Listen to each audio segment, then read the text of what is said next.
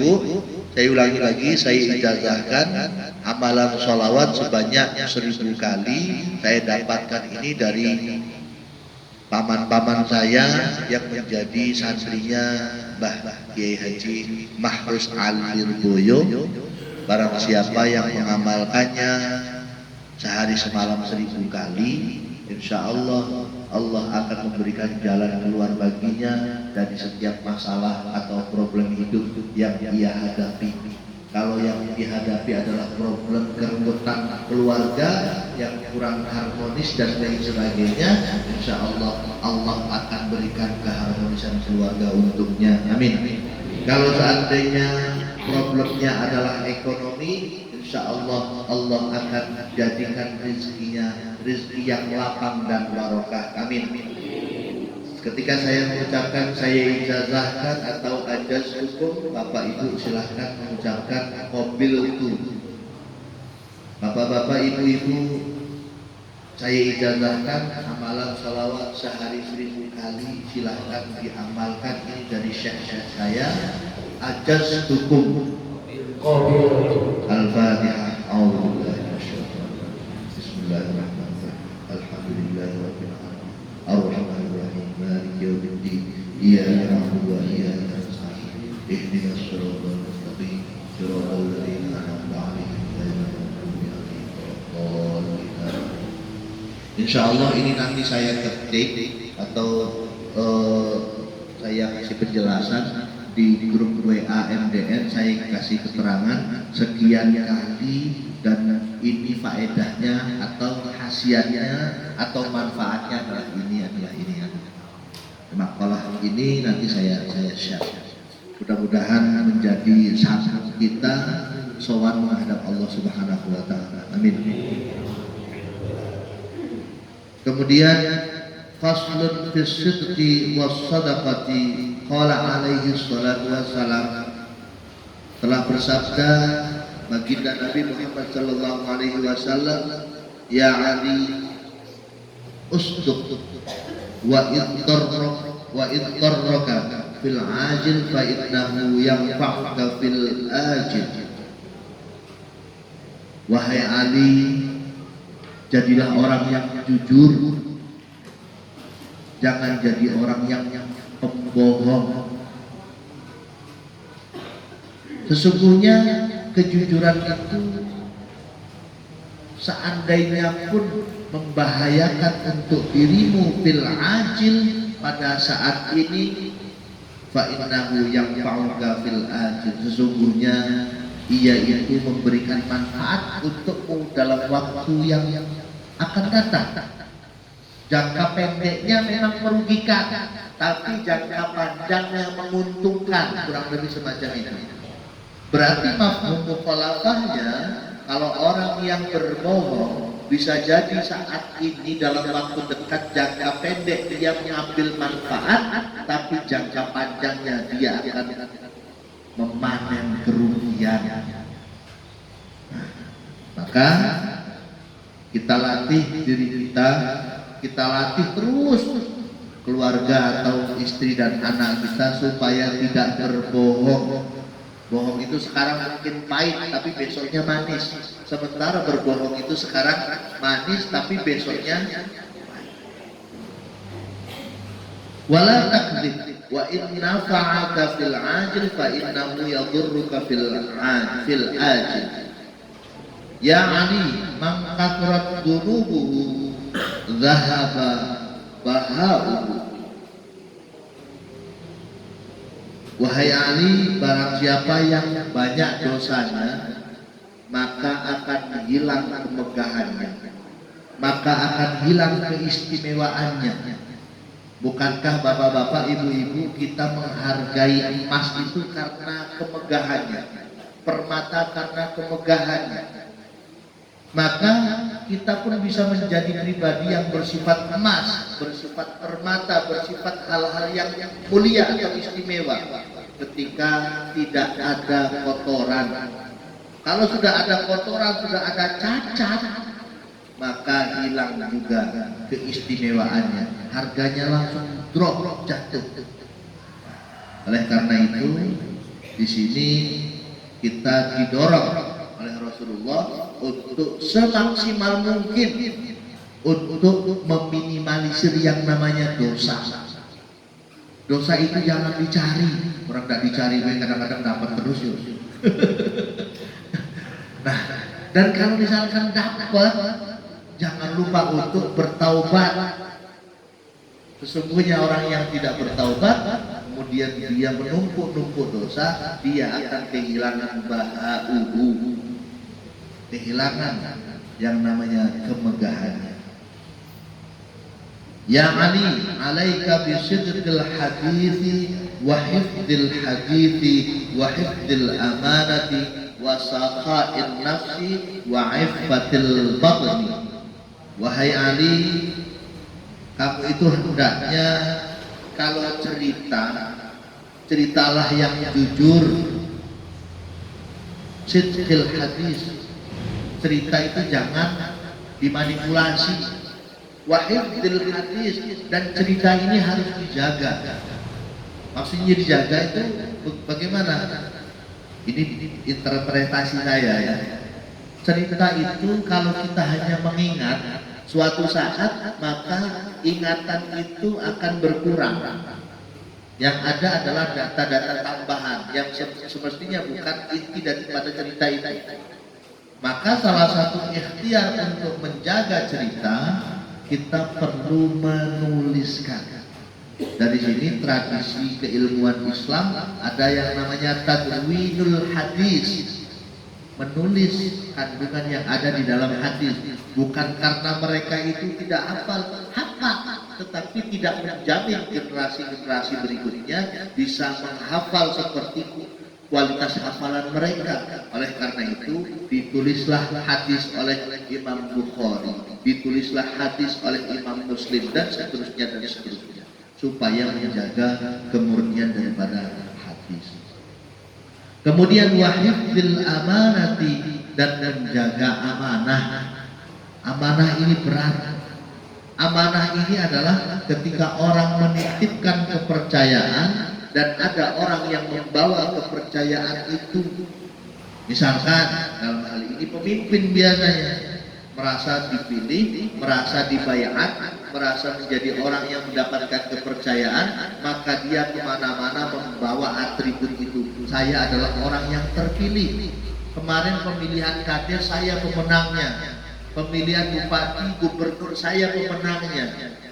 Nah, itu adalah orang yang diberikan amanah. Orang yang diberikan amanah dalam hadis ini wajib hukumnya untuk menjaga amanah tersebut, jangan dikhianati, jangan sampai dijual untuk kepentingan kelompoknya sendiri. Wasaqa'in nafsi, dan dia harus dermawan, mempunyai hati yang dermawan. Ini pesan Nabi ini, menjaga atau kalau dia ngomong harus jujur, kemudian menjaga cerita, kemudian menjaga amanah, kemudian dia mempunyai hati yang baik, yang dermawan, kemudian yang terakhir wa'iffatil batni, perut yang senantiasa terjaga. Maksudnya bagaimana? Perut ini Pak, kalau sudah lapar, ya Allah, rasa hukum itu nomor sekian lah, yang penting kenyang dulu, betul kan? Kalau perut yang iffah, maka dia akan menjaga. Kakek ini, sekalipun aku lapar, aku milih-milih. Nah, begitu. Perut yang iffah yang semacam itu, konsekuensinya panjang. Monggo sama-sama kita renungkan sama-sama. Kalau kita tidak berhati-hati dalam soal makanan, ini efeknya panjang. Contoh, ini kopi, statusnya jelas. Sudah di hadapan saya oleh panitia dikasihkan ke saya, statusnya jelas. Ketika kopi ini statusnya tidak jelas, ada di warung, kemudian kita nggak merasa pesan, begitu lewat langsung diminum, pergi begitu aja. Minumnya cepat, habisnya cepat, tetapi efeknya Masya Allah lama. Apa efeknya? kopi ini mengandung vitamin, mengandung mineral, mengandung macam-macam zat.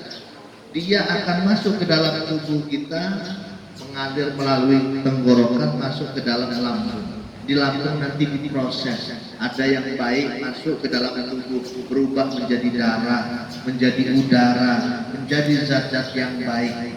Nah, kalau tadi kopinya ini adalah kopi yang syubhat, apalagi yang haram, maka dia akan menjadi energi yang haram. Kalau energi yang haram ini masuk ke dalam tubuh, dia ini biasanya menolak kalau diajak untuk beribadah.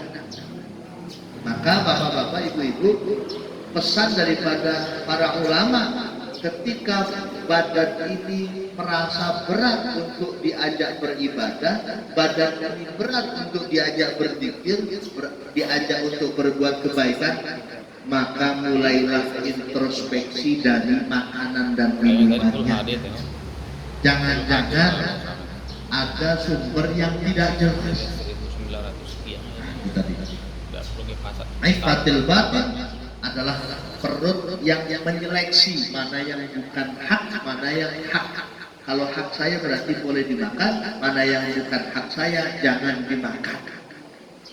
Begitupun untuk istri dan anaknya, sebab seberapa nurut istri, seberapa nurut atau berbaktinya anak, itu tergantung dari apa yang kita nafkahkan. Kalau yang kita nafkahkan adalah yang halal, anak itu gampang nurut dengan kita.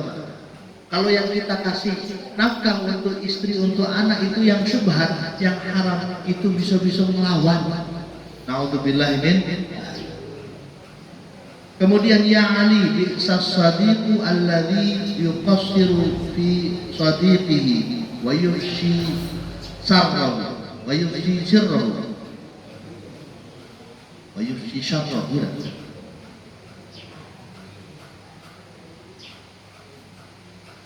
Sejelek-jeleknya kawan adalah kawan yang mengambil jatah, mengkorupsi bagian untuk saudaranya, untuk kawannya yang lain, tidak punya solidaritas, tidak punya kebersamaan. Wa yuhshi syarrahu, dia membuka kejelekannya, dalam artian membuka aibnya, diceritakan aibnya. Kawan itu ada yang baik, ada yang jelek, Pak. Kita harus punya keilmuan yang mencukupi untuk memilah, ini kawan saya yang sebenar-benarnya, ini kawan yang tidak, ini kawan yang sejati, ini kawan yang bohongan. Apa kawan yang sejati itu? Kawan yang sejati adalah kawan yang mengingatkan ketika kita lupa, membantu ketika kita memerlukan bantuan. Di sini ada pesan dari Nabi, kawan yang jelek, yang paling jelek adalah kawan yang tidak mau berbagi, malah kawan itu mengambil jatah itu, mengkorupsi jatah yang seharusnya merupakan hak kita. Kemudian membuka aib dan menceritakan kejelekan-kejelekan kita kepada orang lain. Maka bapak-bapak, ibu-ibu, ini pengalaman berharga bahwa ketika kita berhadapan dengan orang yang menceritakan aib orang lain di hadapan kita, tandai bahwa dia ini sekarang mungkin menceritakan kejelekan orang lain kepada kita. Suatu saat ketika dia nggak suka dengan kita, dia akan menceritakan kejelekan kita kepada orang lain. Ya Ali, alfu sadiqin qalilin wa aduwwun wahidin katsirun.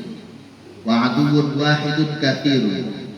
Dikatakan 1000 kawan itu sedikit dan satu musuh itu banyak. Ini dalam bersosial, bermasyarakat, kita tidak bisa lepas yang namanya berkawan. Carilah kawan sebanyak-banyaknya, bersahabatlah sebanyak-banyaknya, karena punya kawan 1000 itu hitungannya sedikit, sementara punya musuh 1 itu kebanyakan. Ini seruan untuk kita supaya bisa menjadi orang yang pandai bergaul, pandai bermasyarakat. Kita di dalam sebuah komunitas sebisa mungkin diakui menjadi sahabat. Ini sahabat saya, ini sahabat saya, ini sahabat. Oh beliau sahabat saya, oh beliau sahabat saya.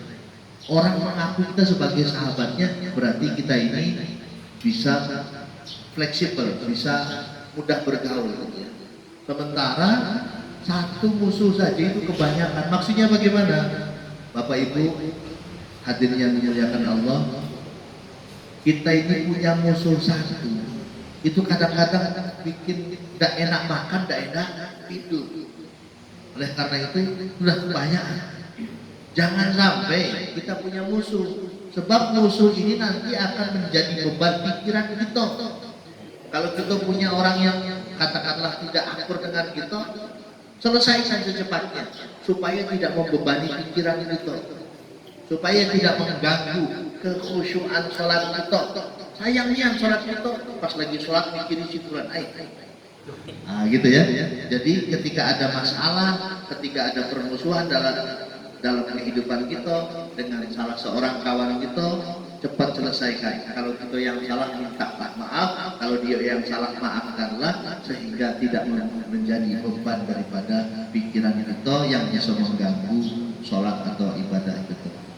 Kemudian ya Ali lis-shadaqati alamatun ayyaj'ala malahu duna malika wa nafsahu duna nafsika wa 'irdahu duna 'irdika. Wahai Ali, di dalam sedekah atau di dalam pertemanan, lis-shadaqati, di dalam pertemanan itu ada tanda-tanda. Tandanya ketika dia itu pertemanan atau persahabatan yang baik itu tidak hitung-hitungan. Ayyaj'ala malahu duna malika, dia akan menjadikan uangnya menjadi bagian dari uangnya. Misalkan tidak dikasih, mudah untuk memberikan pinjaman atau utangan. Terus wa nafsahu duna nafsika, ketika minta untuk dibantu tenaganya, gotong royong, dia juga akan menyempatkan sebisa-bisanya. Itu adalah kawan yang setia, kawan yang baik. Wa irdahu duna irdika, ketika dia punya harga diri, maka harga dirinya juga dia persembahkan untuk mempertahankan harga diri. Di sini kita mempunyai gambaran bahwa Nabi Muhammad SAW berpesan kepada kita mengenai persahabatan atau cara bergaul yang Islami. Bapak-bapak, ibu-ibu hadirin yang dimuliakan Allah, rasanya sudah jam 7:30. Ini mungkin sudah cukup. Nanti sebagaimana janji saya untuk hitungan zikir dan faedah ataupun mumayyazah ataupun keistimewaannya saya share di grup WA MDN. Sekian yang bisa saya sampaikan, nanti disambung dengan Pak Harman. Kepada beliau kami persilakan. Waalaikumsalam. Demikian tadi Bapak-bapak, Ibu-ibu dan Ibu sekalian, kajian kita pada pagi hari ini itu tentang wasiatul Mustafa, yaitu wasiat Rasul kepada Nabi. Sudah banyak sekali tadi mulai dari Pak dan banyak ada ijazah atau amalan yang diijazahkan kepada kita. Mudah-mudahan kita bisa mengamalkan karena nanti muslimah akan men-share amalan-amalan itu dan faedah-faedahnya.